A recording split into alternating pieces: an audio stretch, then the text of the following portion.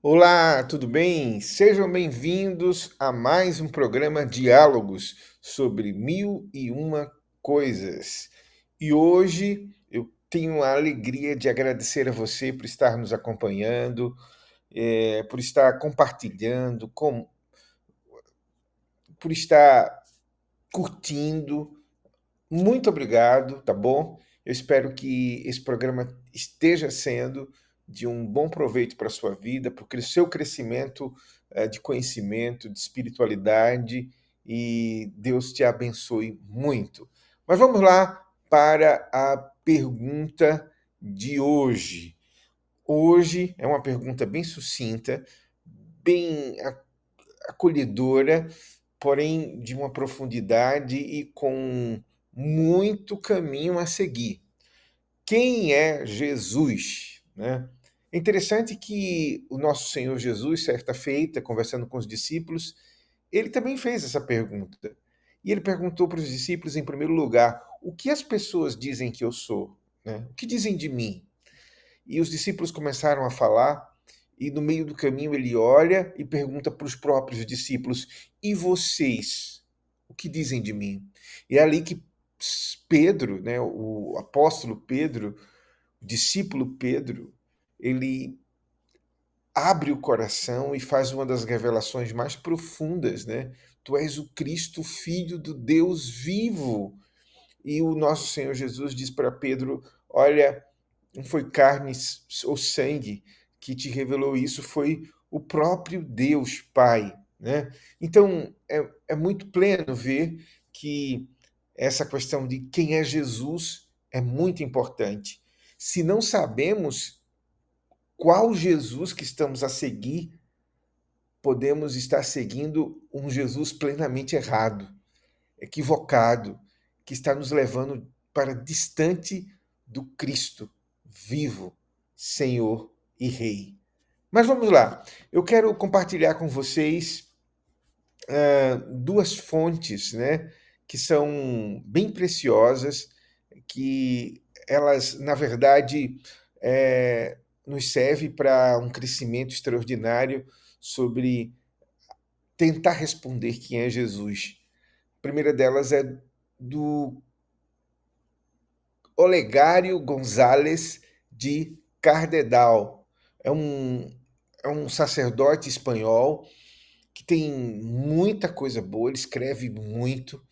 E esse livro foi traduzido recentemente pela editora Vozes, tem em torno aí de 600, 700 páginas, mas é algo assim esplêndido, é monumental.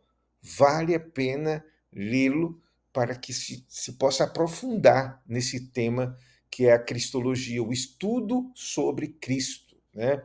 Um outro livro que eu indico também para vocês é Em Defesa de Cristo. Né? E é interessante porque esse livro do Pitre, é, ele lida com a seguinte questão: será que quando examinamos, né, as evidências bíblicas e históricas de Jesus, podemos dizer que ele é Deus? Podemos dizer que o próprio Jesus se reivindicou Deus? Né? Então, é um livro extraordinário, é um livro muito profundo, de uma ótima leitura, vale a pena também mergulhar nele. Um outro livro para a gente dimensionar também conhecimento, informações, é essa enciclopédia Jesus, ou Jesus, a enciclopédia, né? Dirigida aí por Joseph Doré.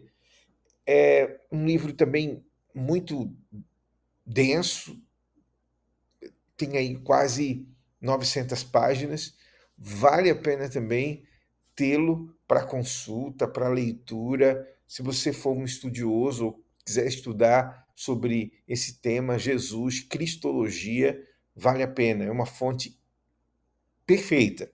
E por último, eu quero indicar para vocês o James Dunn, né? Que é um especialista aí em Novo Testamento e é foi, né? Porque ele morreu, acho que em 2022, mas tem uma jornada de aprofundamento, de busca de extraordinária. Esse livro, especialmente Jesus de Acordo com o Novo Testamento, é uma boa porta de entrada para a leitura dele. Esse outro é, já é mais denso, mais de 1000 páginas, mas esse em especial, Jesus de Acordo com o Novo Testamento, vale a pena tentar lê-lo, se aprofundar também nessa dimensão que é o estudo sobre cristologia, né? E aqui eu quero fazer uma, uma informação bem, quero trazer uma informação bem especial. A gente vai ter sempre uma luta hoje sobre essas nomenclaturas, né? Jesus histórico, cristologia, né? Jesus da fé, o Jesus da história, né? Porque a grande verdade é que todo um movimento em torno de esvaziar o Cristo da fé vem se propagando há alguns séculos, de uma forma sistemática, de uma forma profunda. A tentativa de querer mostrar que o Cristo da igreja, o Cristo da fé da igreja cristã é uma invenção. Na verdade, é uma ilusão. E é uma fábula, né? E que, na verdade, a gente mal pode conhecer o Cristo histórico, o Jesus histórico, né? E aí há essa diferenciação. É interessante perceber que até dentro da própria igreja evangélica mais segmentada, há um movimento em torno de tentar voltar a chamar Jesus com o seu nome judaico, né? Esquecendo que tem toda uma tradição, que tem todo um desenvolvimento, né? Em torno do que é o Cristo, né?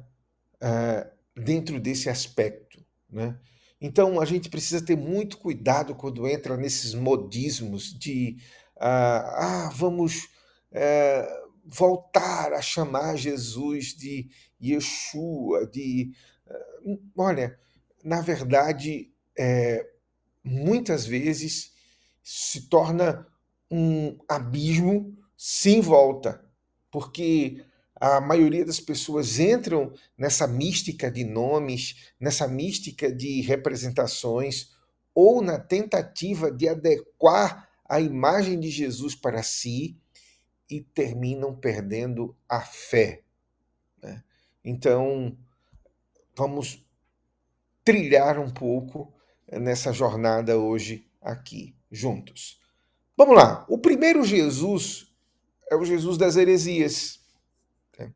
Ali nos 3 primeiros séculos, né, da igreja cristã, muitos pensamentos foram se formando em torno de quem era Jesus, né? De quem era aquele homem que os evangelhos falaram dele, que o apóstolo Paulo falou dele, que as cartas universais falaram dele, que o Apocalipse falava dele. Então, se levantou muitos bispos, estudiosos da época, que começaram a tentar criar uma figura, uma narrativa de Jesus. Um dos grupos que foi muito forte nisso aí foi o docetismo. E esse grupo dizia, por exemplo, que Jesus não se encarnou, né? Que Jesus não tinha tomado o corpo humano, ele não tinha assumido a carne humana, ele não tinha assumido essa natureza humana. E aí, o que é que acontecia? Jesus, na verdade, todas as vezes que está sendo descrito como um homem, é uma aparência, né? O corpo de Jesus é uma aparência. Eles mergulham um pouco na ideia de que a natureza humana, a natureza e a criação não merecia receber a, a dimensão plena da divindade do Jesus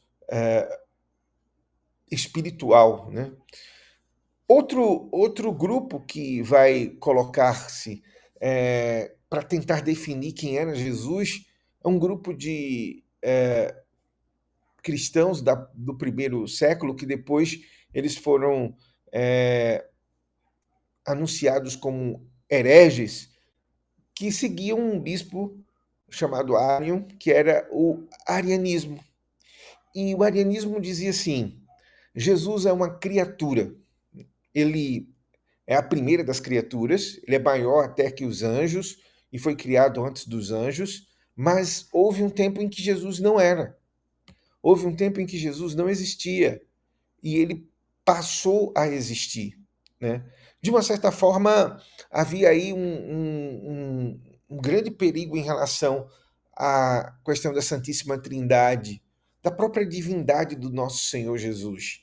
E esse pensamento foi profundamente batido, foi profundamente lutado. A igreja lutou bastante para que esse pensamento ficasse no meio do caminho. Ele chegou um tempo a conquistar regiões inteiras. Houve, inclusive, alguns momentos em que haviam mais dioceses, mais grupos ligados ao Ário do que a igreja ortodoxa, a igreja cristã tradicional.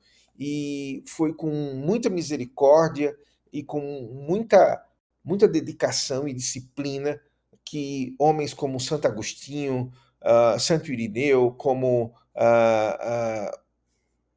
esses pais da igreja que começaram a lutar por trazerem o equilíbrio à igreja cristã, um equilíbrio à doutrina cristã, um equilíbrio àquilo que o próprio Senhor Jesus revelou e herdou para cada um de nós através dos apóstolos. Foi a partir da luta desses homens que, de uma certa forma, o arianismo foi desacelerado, né? Hoje ainda há algumas expressões na atualidade. Um outro grupo também era o chamado nestorianismo. Eu vou dizer para vocês, há dezenas de pensamentos heréticos, mas esse nestorianismo, pautado aí no ensino de de um sacerdote chamado Nestor, dizia que há duas naturezas, né, em Cristo. Há duas naturezas. E que a gente não podia dizer que Maria seria a mãe de Deus, ela era a mãe de Cristo. Era uma, um ensino meio confuso que justamente o Concílio de Éfeso, 400 e pouco, foi quem definiu que Cristo é 100% homem, 100% Deus, né? Essa natureza que não está em conflito. Agora, olha só, uma boa fonte para você mergulhar e entender todo esse processo é um livro do Santo Irineu de Lyon, né? Chamado Contra as Heresias. É um livro ali do começo da igreja, dos 3 primeiros séculos. Ele detalha todas as heresias que estavam nascendo e como deveria se combatê-las, e é um tesouro da fé cristã, da tradição cristã. Vale a pena lê-lo. Você encontra duas versões aqui em português. Outro grande pensamento que quis delinear um Jesus diferente da Bíblia, diferente do Novo Testamento, dos apóstolos, foi o movimento chamado gnosticismo. E quem escreveu contra esse movimento foi o Orígenes, que tem também as suas controvérsias, mas que também foi um grande defensor da fé cristã no começo da jornada cristã, nos primeiros séculos.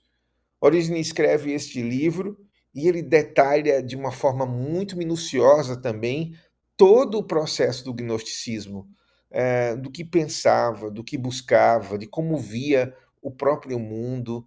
Então vale a pena ler. E é interessante que esse gnosticismo está em moda hoje. Há um escritor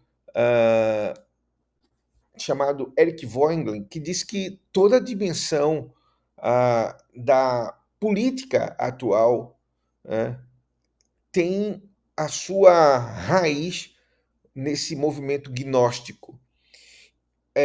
Aqueles evangelhos que hoje estão sendo tão citados, né? O Evangelho de Tomé, o Evangelho de Maria, eu coloquei aqui essas referências para lembrar deles, são evangelhos gnósticos. Eu me espantei recentemente porque fui assistir aquele The Chosen, né? E vi várias referências a estes evangelhos gnósticos, né? E é interessante perceber o seguinte: o gnosticismo ele tem uma ideia central que diz o seguinte: Jesus é um mestre espiritual, né, que veio trazer uma mensagem secreta, somente os iniciados podem recebê-las. Nesse sentido, os evangelhos gnósticos vão dizer que Tomé, Maria de Magdala, Maria de Madalena são iniciados, eles receberam um conhecimento mais profundo do que os apóstolos, né, como um todo. E dentro da doutrina, e nesse sentido, daí vem a palavra gnose, né? O centro da salvação não é a cruz, não é a vida de Cristo, não é aquilo que Jesus fez, não é a sua ressurreição. Não. O centro da salvação é um conhecimento, é um conhecimento esotérico, é um conhecimento que só é revelado àqueles que atingem a dimensão suprema da iluminação, né? E para os gnósticos, tudo que é matéria, tudo que é criação é mal, porque o Antigo Testamento é o relato, é a história de um Deus mau que veio e criou o mundo para o sofrimento, né? A grandiosidade é se libertar deste mundo, se libertar dessa matéria, se libertar dessa carne e ascender ao nível de uma espiritualidade, de uma emanação de luz que me desconecte de toda essa prisão que é o mundo. Então, os gnósticos eles viam, de uma certa maneira, a jornada aqui como uma busca pela libertação deste mundo, pela libertação, né? De uma certa maneira, o gnosticismo ele vai estar sempre presente dentro daquele discurso onde a ideia de que tudo é mal, o mundo é mal, a criação é má, e a gente precisa ascender para uma elevação diferente, né?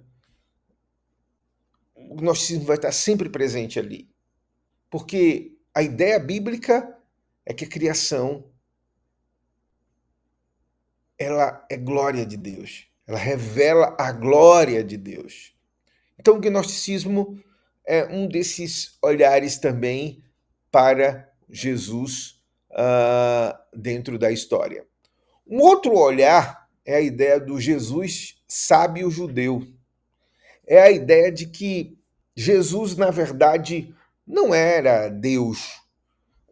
Era mais um sábio judeu que soube captar o tesouro de conhecimento do judaísmo, né, e transmitir as mensagens que Jesus trouxe no Novo Testamento. Todas elas estavam na tradição judaica, na Torá, no Talmud, nos ensinos dos rabinos e em algumas escolas que estavam presentes no tempo de Jesus. O David Flusser, ele vai trabalhar isso e ele vai pegar os evangelhos de São Mateus, São Marcos e São Lucas e mostrar isso. Ele vai dizer, olha, esses ensinos que Jesus está trazendo aqui nada mais são do que os ensinos judaicos, a sabedoria judaica. É enigmático, né, que ele tenha deixado de lado o Evangelho de São João. Justamente o evangelho que quebra os paradigmas dessa perspectiva judaica de Jesus ao extremo. Porque ali, no Evangelho de São João, Jesus é anunciado Deus. Né? Ele, no princípio, criou Deus todas as coisas. Né? No princípio era o Verbo, e o Verbo era Deus, e o Verbo estava com Deus. Né? Então, esse verbo que é Jesus, na verdade, quebra a ideia de um Jesus meramente sábio, judeu. Santo Agostinho, quando escreve o livro dele sobre o Evangelho de São João, ele gasta folhas e folhas somente lidando com a percepção de que Jesus é o Verbo. E toda a história do cristianismo é a afirmação de Cristo como Deus, a segunda pessoa da Santíssima Trindade. Então, essa escola do Jesus sábio judeu é mais uma tentativa de quebrar a tradição cristã, o ensino cristão como um todo. Um outro olhar, e esse daí uma viagem profunda, é o Jesus místico. A ideia de que Jesus bebeu na mística oriental. Né? Eu trouxe aqui dois exemplos. Né? Um que propõe que Jesus foi à Índia e bebeu dos ensinos milenares da tradição indiana, meditação, tal. Outra ideia também é que Jesus, na sua infância, e principalmente ali na sua juventude, tenha passado um tempo no Egito, aprendendo as coisas, aprendendo os segredos da religião egípcia e trazendo-a para dentro do judaísmo, formando assim a base do cristianismo. E olha, dentro desse Jesus místico, quanta loucura! Que Jesus, na verdade, bebeu de ensinos da China, coisas assim que são impensáveis para a época do nosso Senhor Jesus e simplesmente para o nosso Senhor Jesus. Então, esse Jesus místico, na verdade, é muito mais uma tentativa de colocar Jesus num cenário que ele nunca esteve presente e, a partir daí, justificar uma vida louca, pautada na figura de Jesus, tá bom? Então, mais um ponto que é defendido é que Jesus, na verdade, era um mestre ético, moral, que todo o ensino de Jesus não tem a ver com pecado, morte e ressurreição, vencer a cruz. O mais importante no ensino de Jesus é a sua moral, são os seus ensinos éticos, seu sermão do monte, principalmente a sua mensagem sobre o amor que convence, o amor que perdoa o outro. Então, olha só, é quase que Deus Pai sai e entra as virtudes, a moral, esse amor por si só. E é inaugurado por um escritor chamado Ernest Renan, que é um protestante alemão, e ele cria toda uma escola que vai construir essa ideia do Jesus Hegel e tantos outros vão mostrar isso. O que é importante em Jesus é a doutrina moral de Jesus, né? Então, mais uma escola que a gente vai ver aí. Uma outra escola que vai dizer que Jesus é, vai denominar Jesus como um personagem meramente histórico. Jesus é um ser histórico como qualquer um outro, não tem nada a ver com Deus, não tem nada a ver com a dimensão de ser algo sagrado, né?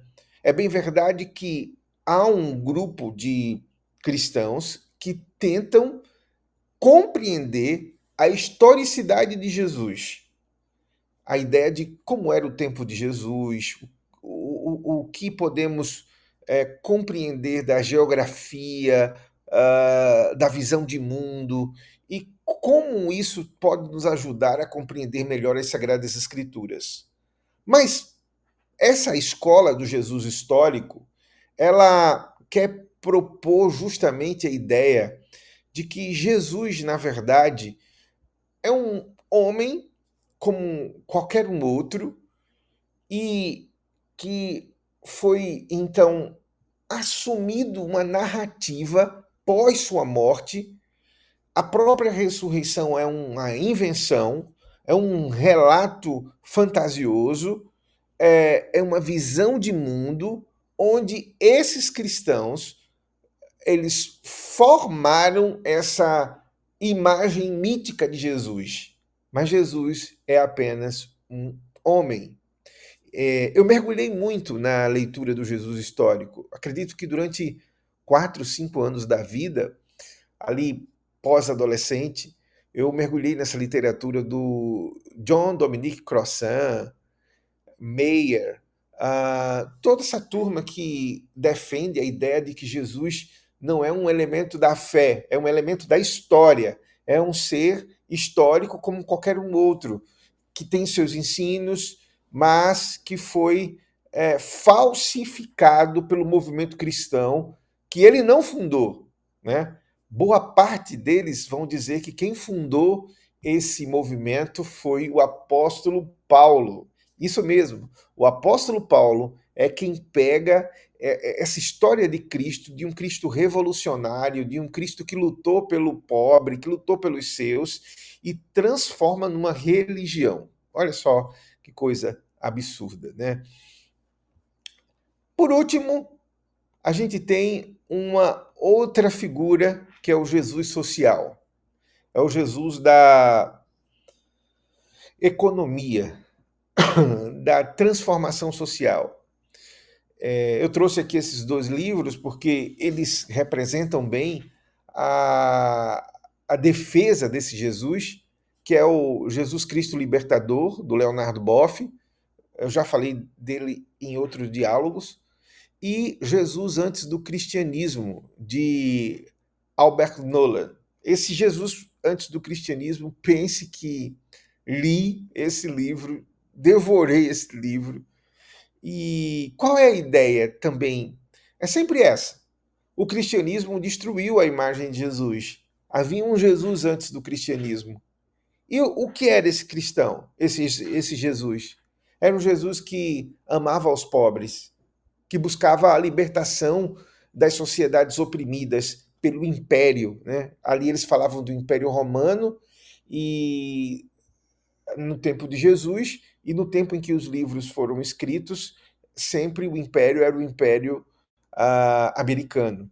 A ideia de que Jesus é um um homem de compaixão, de inclusão, a ideia de que o pecado é mais um pecado social do que o pecado metafísico da alma. Então, vejam, esse Jesus social é um Jesus que está muito mais preocupado com a transformação social, econômica, de que verdadeiramente a salvação das almas, né? O Brasil é rico desse movimento. Na verdade, toda a política que vai ser formada nos últimos 40 anos do Brasil vai vir das bases da teologia da libertação, né? Vai vir do pensamento da teologia da libertação, da necessidade de uma igreja que seja uma igreja para os pobres, uma igreja meramente social, que perde a mística e, consequentemente, perde a fé. Uma igreja de movimentos, uma igreja de invasões, e a gente vai perceber que no meio do caminho o mal, de uma certa forma, que esse movimento tem feito à igreja cristã brasileira. Portanto, esses são os óculos que estão sendo postos em relação a Jesus. Eu gosto muito de uma frase do Albert Schweitzer. Albert Schweitzer, ele escreve um livro chamado Em Busca do Jesus Histórico, e depois de toda a busca, ele conclui dizendo que não é possível encontrar esse Jesus histórico, que nós precisamos nos contentar com Jesus da fé. E eu gosto muito porque ele diz assim, a consequência, deixa eu colocar aqui na tela para vocês, ele diz assim, a consequência é que essa busca cria o Jesus histórico à sua própria imagem, de forma que não é o espírito moderno que é influenciado pelo espírito de Jesus, mas o Jesus, ou o espírito de Jesus, que é moldado por essa modernidade. Quando a gente olha para tudo aquilo que foi falado aqui, é uma realidade. Jesus não muda as pessoas dentro desses movimentos. As pessoas agregam a Jesus aquilo que elas querem para poderem viver o que elas querem. Jesus se torna aquilo que esses movimentos, esses olhares, essas escolas, esses estudiosos querem viver. Por isso, eu quero encerrar essa jornada nossa hoje, dizendo para vocês que aqui é uma porta de entrada. Ainda mastigaremos muito em outros diálogos temas como esse. A ideia aqui é muito mais a gente trazer um ponto de partida. Mas eu quero dizer para você que quando a gente pergunta quem é Jesus, o próprio Jesus responde. Ele diz: Eu sou o caminho, a verdade e a vida. Ninguém vem ao Pai senão por mim. E eu coloquei essa imagem como a imagem final, o São Tomé pondo o dedo na chaga do nosso Senhor Jesus, porque essa imagem ela diz muita coisa. Essa imagem responde a todas as questões levantadas aí. Jesus não é um Jesus gnóstico, porque mesmo na sua ressurreição, ele ressuscita na carne. E o credo apostólico nos ensina isso. Jesus é aquele que não é místico, ele sempre se revela, ele é luz. Eu sou a luz do mundo. Um dos princípios do Espírito de Deus é a clareza. Outra coisa que essa imagem nos revela é que sim, é possível perguntar, é possível pesquisar, é possível tentar saber, mas nós precisamos sempre entender que a busca pelo conhecimento deve ser crítica, ao mesmo tempo cuidadosa, e nós não podemos deixar o altar, porque é ali que um verdadeiro Jesus nos alimenta. O Jesus da palavra, o Jesus da Eucaristia, o Jesus do encontro, da presença. Então, amados, quando nós mergulhamos assim, diremos como São Tomé disse: Rei meu e Deus meu, Senhor meu e Deus meu. E ouviremos também do próprio Cristo: Você viu, creu, mas muito mais bem-aventurado são aqueles que não viram e creram. Que Deus te abençoe. Manda a tua pergunta. Eu espero que você compartilhe e até o próximo Diálogos. Uma boa tarde, bom dia, boa noite. Eu não sei que horas você está a assistir. Que seja um dia especial na sua vida.